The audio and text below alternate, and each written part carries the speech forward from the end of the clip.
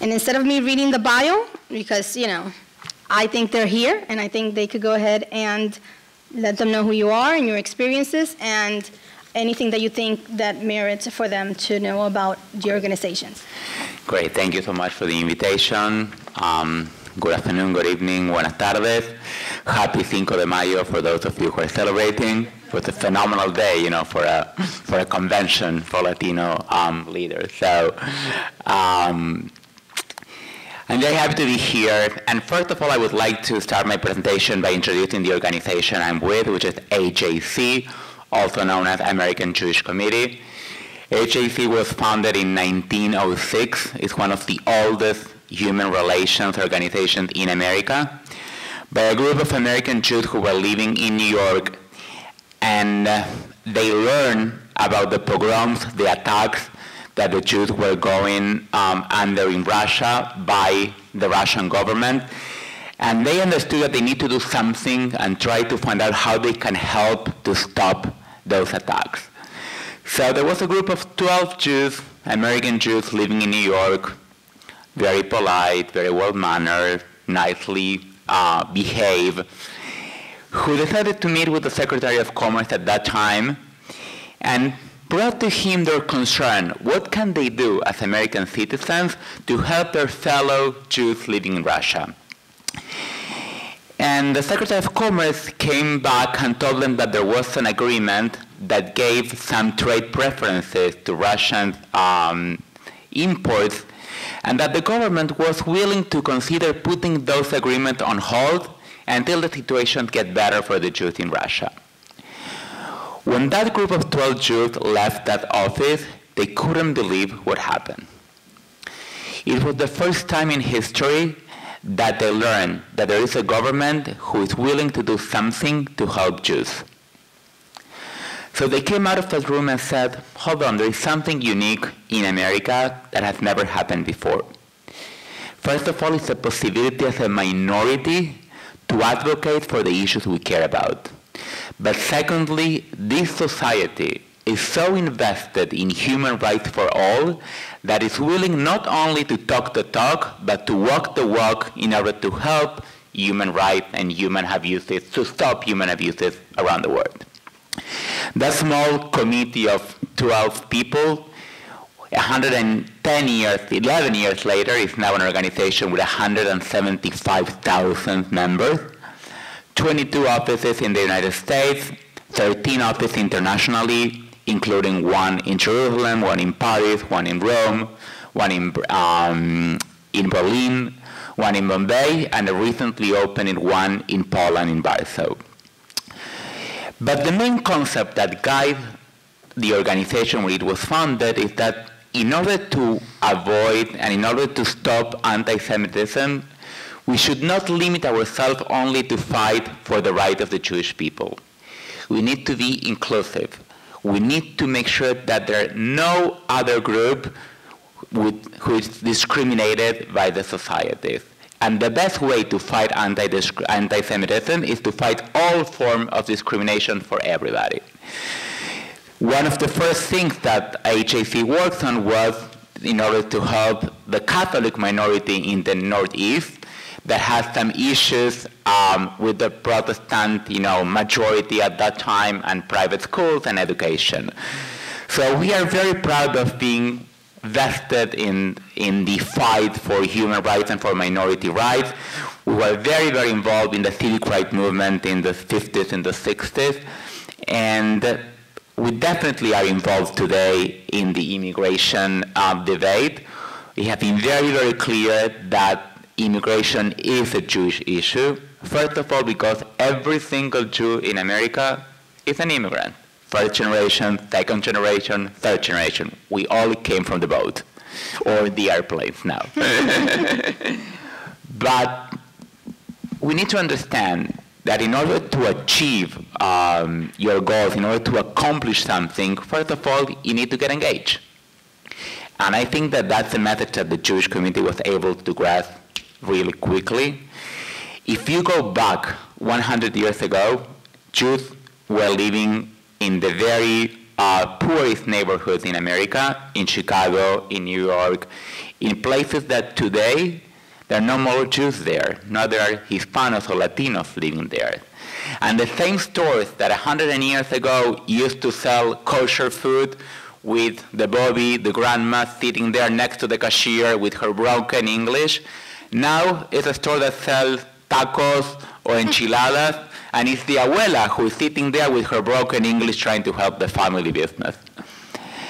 So you can see a lot of many analogies in terms of the story of the Jewish community, but we need to make sure that the Latino community 100 years from now will be at the same place that the Jewish community was able to get. And we can only do that by accomplishing a couple of issues where, for me, the explanation of why the Jewish community has been so successful here. The first one is education. Investing in education. That's not a miracle. There are no secrets. I mean, Jews invested from even before coming to America, education was the main idea and the main concept. When they came to America, parents did not graduate from colleges or universities, but they did everything possible to make sure that their kids went to college and they graduated from college. And today, for us, the Jewish community, is not only the discussion of what school your son is going or what he will be studying, it's what grad school is he's going to go. So that's the trend in the Jewish community that definitely in the Latino community is not there yet, but need to make sure to make education the first one priority in order to take their place in America. The second one is political engagement. There are only 6 million Jews, or even less, in the United States, with a political power that is completely not related to the numbers of Jews living in America. There are so many politicians who are members of the Jewish community, senators, congressmen, governors, mayors, councilmen, state representatives, that it has no relation with the actual numbers of Jews in America. But Jews understood that they need to become politically active, they need to vote, they need to get involved in the political campaigns, they need to be present when the parties are getting together to discuss the platforms, in order to make sure that the issues that they care about are there, and when there are things that they need to be voted in Congress, those issues are they're brought up by the relevant parties and they can get supported by. So the Latino community need to get engaged politically and definitely need to register and need to make sure that they have the ability to influence the political outcome. And I know I'm originally from Argentina. In our country, we were not exposed to this. Our political influence was very limited. Even when the military in our regime, we had no influence at all.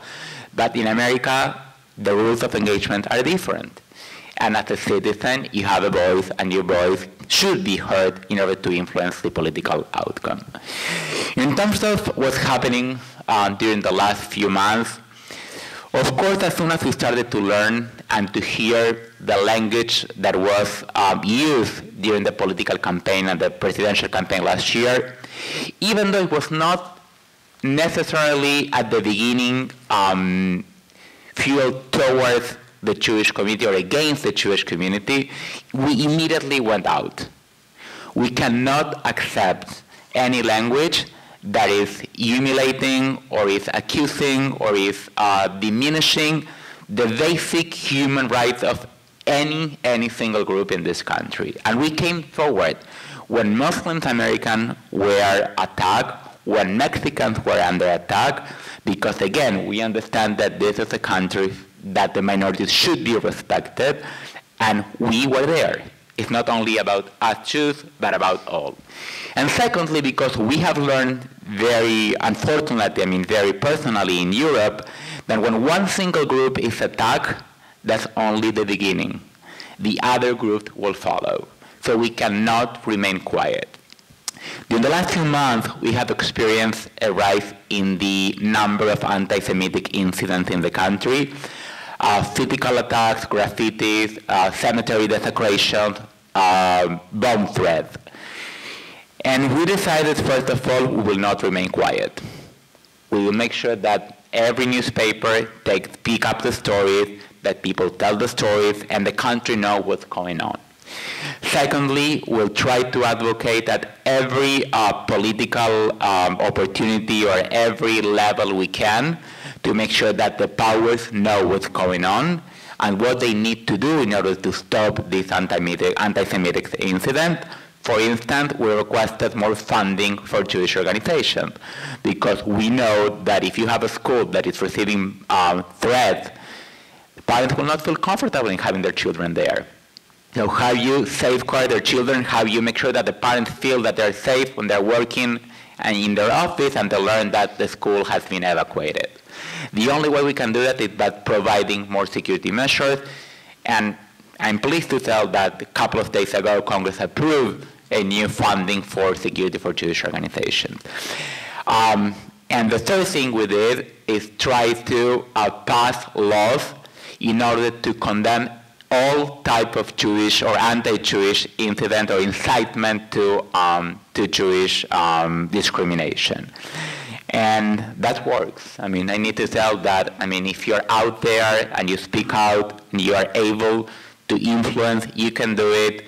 I think it's again, it's a learning process that the Jewish community was able to get there, and I don't see why not the Latino community should start doing that and getting much more involved and be a much more influential powers in the years to come.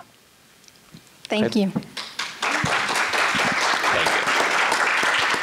Now, LULAC Florida it's not run by one person. We have many people who are involved in the state. And before I introduce our vice president for our region, I would like to recognize our LULAC members who are in the room, who volunteer their time to make a difference in the community. So those of you who are LULAC members, please stand up so you are recognized.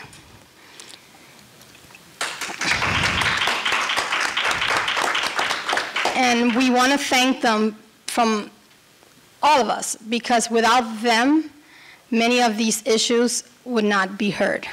We have Dr. Castro Feinberg. I think you've heard the name. She calls us all to action. And it's very important that we follow those actions and that we learn how to follow the actions, because somebody needs to follow in her shoes, right? So we need to prepare our next generation, not to let it die here, but to make sure that instead of having one person who's calling us to action, that we're calling each other to action. So I want to thank her for the great job that she does every day monitoring session. And then we have our hostess with the mostest. We have the Caninos. So we want to thank you. I say they brought LULAC Florida to Florida. So I want to say thank you for bringing this organization and making it strong so those of us could follow. Okay, and the rest of my LULAC members, I want to thank Maggie Marrero, who has been my right hand in all this, in all these preparations. So I really want to thank you for that. Okay, and every single one of you. Nancy and all of you for making the trip and making sure. We also have a student that drove down. Stand up. Okay. And these are our future leaders. Okay. Christopher Wilding. And we also have Camille, who is our president of our youth council here in Miami-Dade. So let's give her a big hand. And I'm super excited.